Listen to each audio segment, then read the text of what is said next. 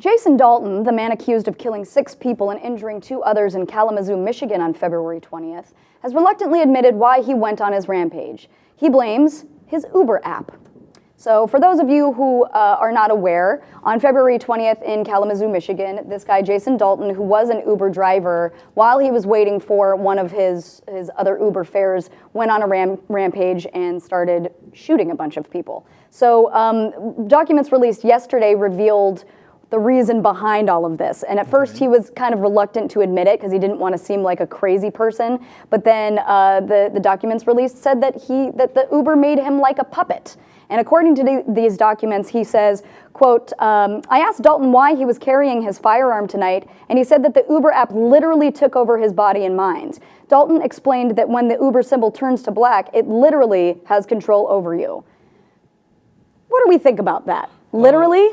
Yeah, literally. I love the way people use literally these days. Yeah. You know, look, I think personally, this is how I feel about it. I think Dalton is just setting himself up for the ability to just plead, I'm mentally insane, don't give me like the full punishment. But either way, he's going to go to jail and he's going to be locked up for a long time. Because oftentimes, you see the deranged white guy shooting up a bunch of people.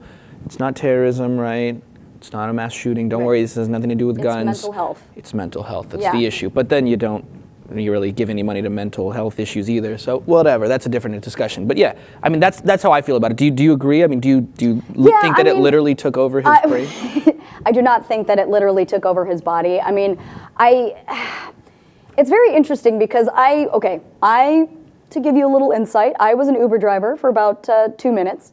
And I guess I know at least what he's referring to in the sense that you're like, oh, I'm on call. I have to be prepared to go pick somebody up. But certainly there's something much deeper than this. Even though this guy does not have a history of mental illness, there have been a lot of reports that, just from Uber passengers saying, don't get picked up by this guy. He's driving erratically. He's kind of getting a little bit crazy. So I don't know if this is something that was like kind of building up over a period of time. The guy was a complete lunatic. And, he sideswiped that car. That's what you're talking about. He hit someone and then started driving erratically, did a hit and run. Yeah. And then he would drop people off, go to the next location, start shooting up there, and then get back in his car. He literally took rides in between his shooting rampages. Where the police was, I don't know. That's a whole other thing. But to me, it's just insane that, people are actually questioning whether or not this guy is crazy. Right, and so earlier, prosecutors had said he would undergo a psychiatric evaluation to determine whether or not he's even capable of standing trial.